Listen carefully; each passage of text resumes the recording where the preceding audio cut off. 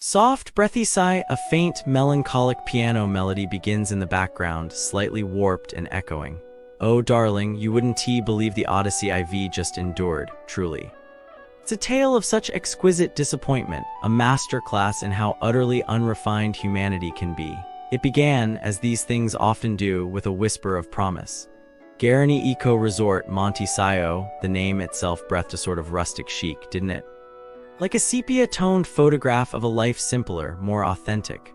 Oh, how naive I was. You see, one must understand, for me, travel isn't merely about geographic relocation. It's an existential quest, a yearning for profound connection with beauty, with artistry, with, well, basic competence. And darling, competence was profoundly absent. It all started, a full 20 days before my anticipated arrival, with a WhatsApp message. 20 days? Imagine meticulously planning a getaway, selecting outfits, curating a playlist heavy on Debussy, practicing my Portuguese, genuinely investing in a moment of respite, and then a digital intrusion. Apparently, there was a problem with my card. A problem, as if my Amex, a card crafted from the tears of bespoke artisans, could simply fail. I, of course, willingly provided another. One can be flexible, can T1. A woman of the world understands that things happen. And this is where it began, the unraveling. Because then came the curt reply, delivered with all the warmth of a Siberian winter: no availability. No availability. After they'd already accepted my payment, it's precisely this sort of casual disregard for established agreements that sends my delicate sensibilities into a spiral. Can you imagine the sheer audacity and the silence?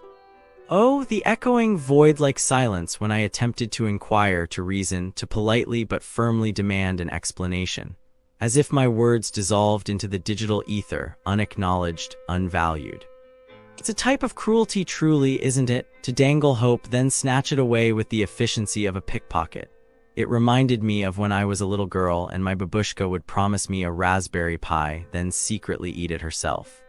The betrayal, but that, you see, was merely the prelude. The actual arrival was, well, let us just say it was an experience in delayed gratification taken to its most excruciating extreme. To arrive at precisely 6:30 p.m. within the allocated check-in window of 4:00 to 7:00 p.m. and be met with nothing. No room prepared, no acknowledgement of my existence, frankly.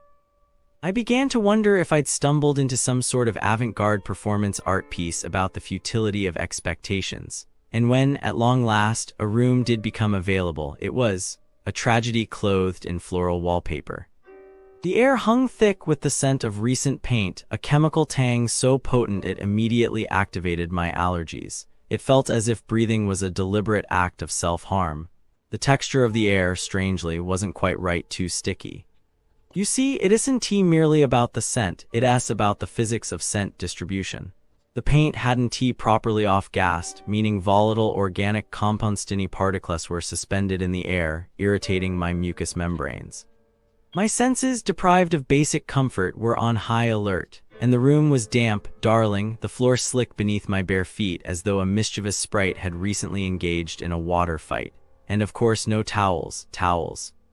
A basic human necessity. Oh, and the bathroom. Don't even begin me on the bathroom. The horror. I washed my hands, anticipating the soft caress of a plush towel, and instead witnessed a barada, a cockroach, darting across the porcelain, flaunting its audacity. Naturally, I reacted. A little shriek, a swift maneuver with my designer handbag, and then another. A deceased barada lying in state on the floor as if awaiting interment. It wasn't just the sight of the insects, it was the implication. A lack of basic sanita. Tian, a disregard for hygiene, a complete absence of respect for paying guests. The presence of cockroaches is a bioindicator of deeper problems: moisture, food sources, structural issues. And the sound. Oh, the cacophony of poorly insulated walls. One could hear every.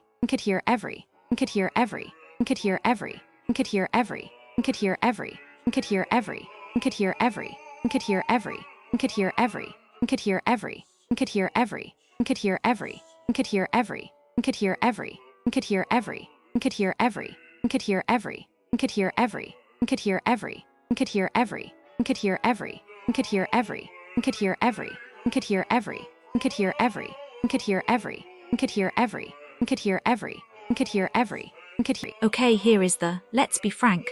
The businesses surrounding the Guarany Eco Resort in Monte Sio, well, they leave a lot to be desired. It feels like a collective sigh of disappointment, a quiet desperation clinging to every storefront. They aren't actively malicious, not usually, just profoundly underwhelming. It's a landscape where ambition seems to have taken a very long holiday, and customer service is considered an optional extra.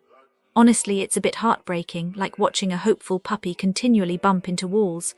And I've noticed a pattern, a concerning one.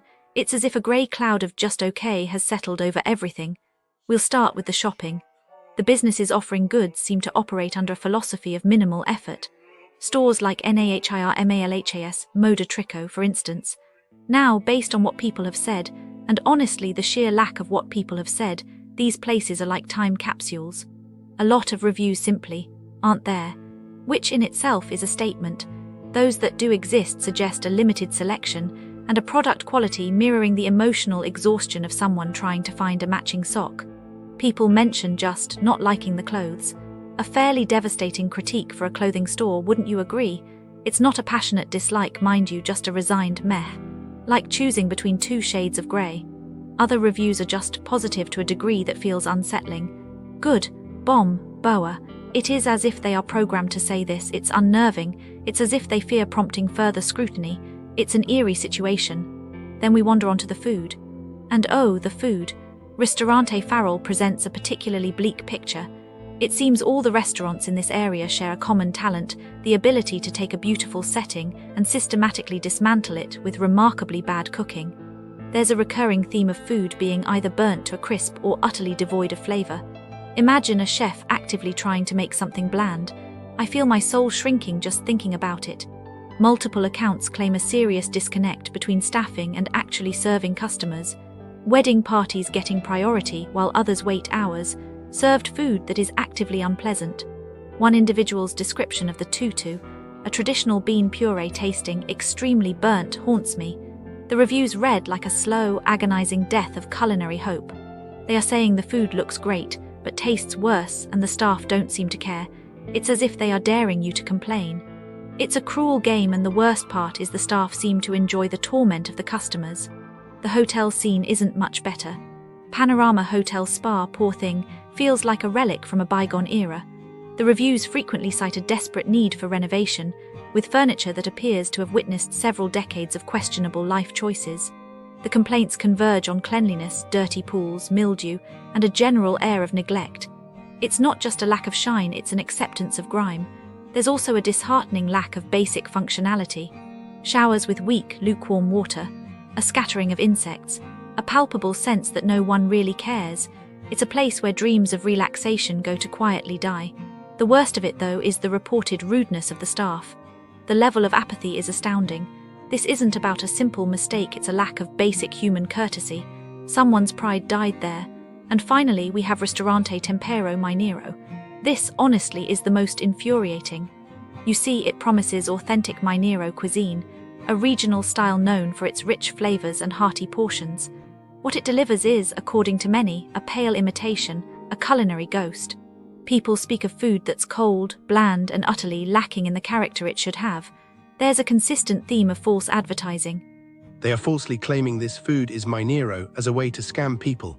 What really sets this establishment apart, in the worst possible way, is a pattern of questionable billing practices, double charges, arrogant staff, and a bathroom described as a biological hazard. The reviews paint a picture of a restaurant actively working against its customers' enjoyment. This is not simply bad service, this feels predatory. It feels like a carefully constructed scheme to capitalize on tourists' goodwill. It makes my blood boil, honestly. The fact that someone was potentially poisoned from the food is absolutely unacceptable. So if... Okay, so I was looking into things happening around Guarany Eco Resort, Monte Sio, just because. And honestly, it's kinda depressing. It's not violent, but people get taken advantage of. Honestly, it's just sad. Businesses near Guarany Eco Resort, Monte Sio, they tend to inflate prices for tourists. It's not a huge thing like robbing someone, but it's constant. I heard about this little souvenir shop, yeah. They show you one price, then at the till it's suddenly 30 more. They say it's for handling fees or something. Totally ridiculous, right? Like how much handling does a little wooden bird need? The tourist, probably embarrassed and wanting to just leave, they paid it. Of course they did. They flew all the way here, they aren't gonna make a big deal over like 15 reais. The shop owner, they just keep doing it because everyone does it. It's just expected. They probably think tourists are stupid or something, which is just mean. Then there are the artisan stalls near Guarany Eco Resort, Monte Sio. They sell these like woven baskets and stuff. But they are not actually handmade. They are mass-produced somewhere else, and these guys just buy them in bulk and sell them as authentic local crafts. So this one lady, she bought a basket thinking she was supporting a local family. She was so proud of it, you know. She found out later it was from a factory in So Paulo. She was crushed. It's just, how could you? She probably binned it eventually, felt too guilty to keep it. And the seller, they're already setting up their stall for the next day with an